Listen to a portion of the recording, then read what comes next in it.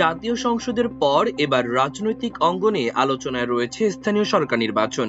এই নির্বাচন ঘিরে ব্যাপক প্রস্তুতি নিচ্ছে বিরোধী দল জামায়াত ইসলামী।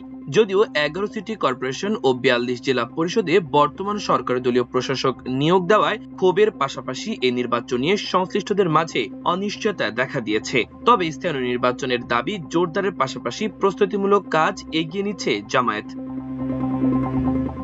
11 দলীয় ঐক্যের মাধ্যমে জাতীয় সংসদ নির্বাচনে অংশ নিলেও এবার স্থানীয় সরকার নির্বাচনগুলোতে এককভাবে অংশ নেওয়ার প্রস্তুতি নিচ্ছে দলটি।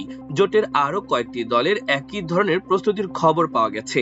ইতোমধ্যে সিটি কর্পোরেশনের কাউন্সিলর, উপজেলা পরিষদের চেয়ারম্যান ও ভাইস চেয়ারম্যান এবং ইউনিয়ন পরিষদের চেয়ারম্যান ও মেম্বারের প্রায় সব পদে জামায়াতের প্রার্থী চূড়ান্ত করা হয়েছে বলে জানা গেছে।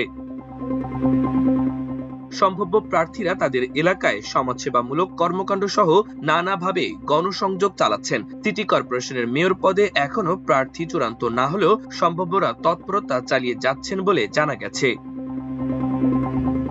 সূত্রমতে 24 জুলাই বিপ্লব পরবর্তী দীর্ঘদিন ধরে নির্বাচিত জনপ্রতিনিধি শূন্যতা বিরাজ করছে সংশ্লিষ্ট প্রতিষ্ঠানগুলোতে। তাই জাতীয় নির্বাচনের আগে স্থানীয় সরকার নির্বাচনের দাবি ছিল জামায়াত সহ বিভিন্ন দলের। তবে বিএনপির বিরোধিতায় অন্তর্বর্তী সরকার সে দাবি আমলে নেয়নি। স্বাভাবিকভাবেই জাতীয় নির্বাচনের পর নতুন সরকার দ্রুত স্থানীয় নির্বাচন দেবে বলে সংশ্লিষ্টদের প্রত্যাশা ছিল, কিন্তু বিভিন্ন পদে প্রশাসক নিয়োগ দেওয়ায় সে আশাও ভঙ্গ হয়ে যাচ্ছে। বিষয়টির কড়া প্রতিবাদ জানিয়ে জামায়াতের পক্ষ থেকে বলা হয়েছে, সরকার গণতান্ত্রিক ধারা ব্যাহত করে দলীয়করণের মাধ্যমে প্রশাসক নিয়োগ দিয়েছে। এটা সংবিধান বিরোধী বলে মন্তব্য করে দ্রুত স্থানীয় সরকার নির্বাচনের দাবি জানিয়েছে দলটি। স্থানীয় সরকার নির্বাচনের প্রস্তুতি সম্পর্কে জানতে চাইলে জামায়াতের সহকারী সেক্রেটারি জেনারেল মাওলানা আব্দুল হালিম বলেন, আমরা স্থানীয় সরকার নির্বাচনের প্রস্তুতি নিচ্ছি। এখন একক দলগতভাবে প্রার্থী ঠিক করা হবে, পরে নতুন কোনো সিদ্ধান্ত হলে সে অনুযায়ী পরিবর্তন করা হবে। তিনি আরো জানান, জুলাই বিপ্লব পরবর্তীতে আমরা জাতীয় নির্বাচনের আগে স্থানীয় নির্বাচনের দাবি জানিয়েছিলাম। সেভাবে আমাদের প্রস্তুতিও নেওয়া শুরু হয়েছিল। সে প্রস্তুতির সঙ্গে যোগ বিয়োগ করে প্রার্থী চূড়ান্ত করা হবে। গত 12 ফেব্রুয়ারি অনুষ্ঠিত জাতীয় নির্বাচনে 11 দলীয় ঐক্য করে অংশ নেয় জামায়াত ইসলামী। এতে জামায়াত 68টি, জাতীয় নাগরিক পার্টি এনসিপি 6টি, বাংলাদেশ খেলাফত মজলিসের 2টি এবং খেলাফত মজলিস 1টি আসনে বিজয়ী হয়। নির্বাচন পরবর্তী 77টি আসন নিয়ে জোটগতভাবে সংসদে বিরোধী দল হিসেবে আত্মপ্রকাশ করে জামায়াত। জামায়াতের মতো জোটের আরো কয়েকটি দল তাদের মতো করে স্থানীয় নির্বাচনের প্রস্তুতি শুরু করেছে। ইতোমধ্যে এনসিপির পক্ষ থেকে 5 মেয়র প্রার্থীর নাম ঘোষণা করা হয়েছে। এ বিষয়ে জানতে চাইলে 11 দলীয় ঐক্যের সমন্বয়ক ও জামায়াতের সহকারী secretary general doctor Hamidur Rahman Azad বলেন, স্থানীয় নির্বাচন জোটগতভাবে করার কোনো সিদ্ধান্ত এখনো হয়নি। তবে জামায়াতের পক্ষ থেকে এই নির্বাচনের প্রস্তুতি চলছে বলে জানান তিনি। স্থানীয় নির্বাচনকে দ্বিতীয় লড়াই হিসেবে আখ্যায়িত করেছেন জামায়াতের আমির ও বিরোধী দলীয় নেতা ডাক্তার শফিকুর রহমান। ঈদের আগে সিলেটের দলীয় অনুষ্ঠানে নেতাকর্মীদের স্থানীয় সরকার নির্বাচনের প্রস্তুতি নেওয়ার নির্দেশনা দিয়ে তিনি বলেন, আমাদের প্রথম লড়াই ছিল জাতীয় নির্বাচন, আর দ্বিতীয় লড়াই শুরু হবে স্থানীয় সরকার নির্বাচনে। এই লড়াইয়ে একটি জায়গাও যেন আমাদের খালি না থাকে। সংবিধান থেকে লেখা ছিল 26 সালে একটা সরকার গঠন হবে, একটা দল সরকারের নেতৃত্ব দিবে, আর একটা দল প্রধান বিরোধী দল হবে। লেখা ছিল 29 সালে নির্বাচন। সবকিছুতে সংবিধান বুঝতে গেলে বিপদে পড়বে। সংবিধান কার জন্য? সংবিধানের জন্য জনগণ নাকি জনগণের জন্য সংবিধান? এটা তো সব রাজনীতি বলে, তো এটা বুঝতে কষ্ট হয়ে যায়। আমরা সরকারি দলকে বলবো, ইতিমধ্যে অনেকগুলা ভোট পদক্ষেপ নিয়েছেন, জাতীয় প্রত্যাশার এগেইনস্টে দাঁড়িয়েছে।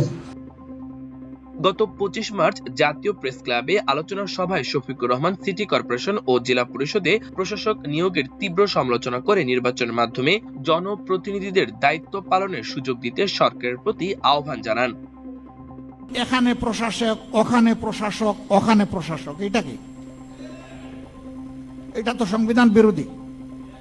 পরিষ্কার আপনি সংবিধানের কথা বলতেছেন, ওই সংবিধানেই তো লেখা আছে স্থানীয় সরকারের সকল স্থলে একমাত্র নির্বাচিত প্রতিনিধিরাই তারা দায়িত্ব পালন করবেন। তো এদেরকে কে নির্বাচন করলো? এরা দলীয় আনুগত্যের ভিত্তিতে বিভিন্ন জায়গায় লোকদেরকে বসিয়ে দেওয়া হচ্ছে, জাতির গাড়ে চাপিয়ে দেওয়া হচ্ছে। আমরা এগুলো মানি না। সূত্র মতে স্থানীয় নির্বাচনের প্রস্তুতির ধারাবাহিকতায় গত 1 মার্চ অনুষ্ঠিত জামায়াতের কেন্দ্রীয় নির্বাহী পরিষদের বৈঠকে এ নিয়ে আলোচনা হয়। তখন এই নির্বাচনের জন্য সর্বাত্মকভাবে প্রস্তুতি নিতে দায়িত্বশীলদের নির্দেশনা দেওয়া হয়। সে অনুযায়ী কাজ চালাচ্ছেন তারা। জামায়াতের দায়িত্বশীল সূত্র জানায়, তৃণমূলের মতামত নিয়ে নির্ধারিত নিয়ম অনুযায়ী জনপ্রিয় প্রার্থীকে স্থানীয় সরকারের বিভিন্ন নির্বাচনে প্রার্থী করা হবে। এক্ষেত্রে মেয়র প্রার্থী ঠিক করবেন কেন্দ্রীয় নেতারা, উপজেলা পরিষদের জন্য প্রার্থী ঠিক করবেন দলের আঞ্চলিক দায়িত্বশীলরা, ইউনিয়ন পর্যায়ের জন্য জেলা শাখা থেকে প্রার্থী চূড়ান্ত করা হবে। ঢাকার 2 সিটি কর্পোরেশন নির্বাচনকে বিশেষ গুরুত্বের সঙ্গে নিয়েছে জামায়াত। ইতোমধ্যে ঢাকা উত্তর ও দক্ষিণের সংরক্ষিত মহিলা সহ প্রায় সব কাউন্সিলর প্রার্থী চূড়ান্ত করেছে দলটি। তারা নিজ নিজ এলাকায় শুভেচ্ছা পোস্টারিং সহ বিভিন্ন তৎপরতাও চালাচ্ছেন। তবে মেয়র পদে এখনো প্রার্থীর নাম ঘোষণা করা হয়নি। তবে সম্ভাব্যরা তাদের মতো করে প্রস্তুতি নিচ্ছেন বলে জানা গেছে।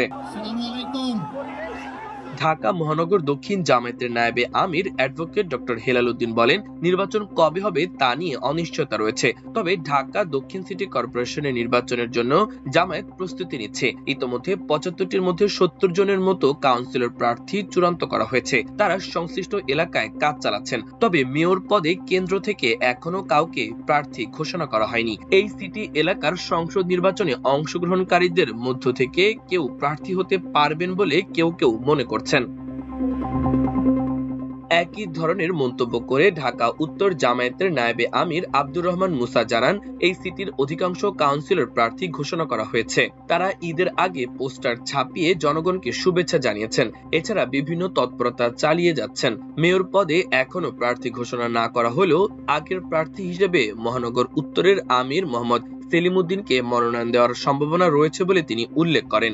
ইতোমধ্যে তিনি সংশ্লিষ্ট এলাকায় জনসেবামূলক বিভিন্ন কর্মকাণ্ড চালিয়ে যাচ্ছেন বলে জানা গেছে। এর আগে 2018 সালেও উত্তর সিটির মেয়র পদে প্রার্থী হয়েছিলেন তিনি।